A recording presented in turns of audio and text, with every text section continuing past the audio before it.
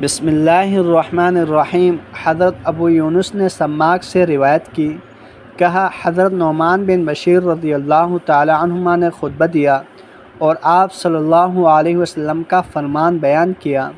اللہ تعالیٰ کو اپنے بندے کی توبہ پر اس شخص کی نسبت زیادہ خوشی ہوتی ہے جس نے اپنا زاد راہ اور اپنی پانی کی بڑی مشک کو اونٹ پر لادا، پھر سفر پر چل پڑا، یہاں تک کہ جب وہ ایک چٹیل زمین پر تھا تو اسے دوپہر کی نیند نے بے بس کر دیا۔ وہ اترا اور ایک درخت کے نیچے دوپہر کے آرام کے لیے لیٹ گیا۔ اس کی آنکھ لگ گئی اور اس کا اونٹ کسی طرف کو نکل گیا۔ پھر وہ جاگا تو کوشش کر کے ایک ٹیلے پر چڑھا، ہر طرف دیکھا لیکن اسے کچھ نظر نہ آیا۔ پھر وہ مشقت اٹھا کر دوسرے ٹیلے پر چڑھا، اسے کچھ نظر نہ آیا۔ پھر مزید مشقت سے تیسرے ٹیلے پر چڑھا تو اسے کچھ نظر نہ آیا۔ پھر وہ آیا، اسی جگہ پہنچا جہاں دوپہر کا آرام کیا تھا۔ وہ اس جگہ بیٹھا ہوا تھا کہ اس کا اونٹ چلتا ہوا واپس آ گیا اور اپنی مہار یعنی نکیل سے بندھی ہوئی رسی اس آدمی کے ہاتھ پر گرا دی۔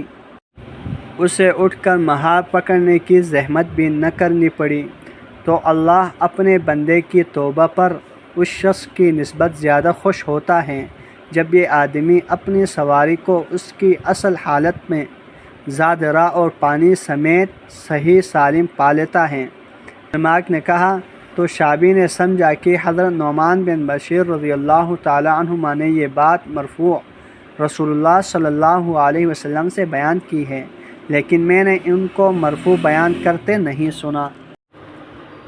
حداب بن خالد نے کہا ہمیں حمام نے حدیث بیان کی، انہوں نے کہا ہمیں قتادہ نے حضرت انس بن مالک رضی اللہ تعالیٰ عنہ سے حدیث سنائی کہ رسول اللہ صلی اللہ علیہ وسلم نے فرمایا، اللہ تعالیٰ کو اپنے بندے کی توبہ سے تم میں سے کسی ایسے شخص کی نسبت کہیں زیادہ خوشی ہوتی ہے جب چٹیل صحرا میں اس کے اس اونٹ کے آنے پر اس کی آنکھ کھلتی ہے جسے وہ صحرا میں گم کر چکا ہوتا ہے۔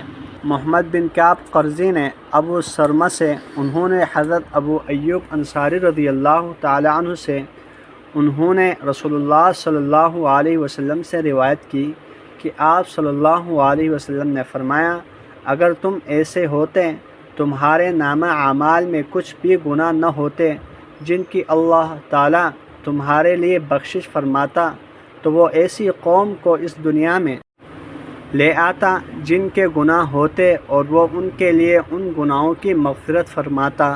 اللہ جل شانہ سے دعا ہے جتنی احادیث ہم نے پڑھی سنی ان پر اچھی طرح عمل کرتے ہوئے دوسروں تک پہنچانے کی توفیق عطا فرمائیں۔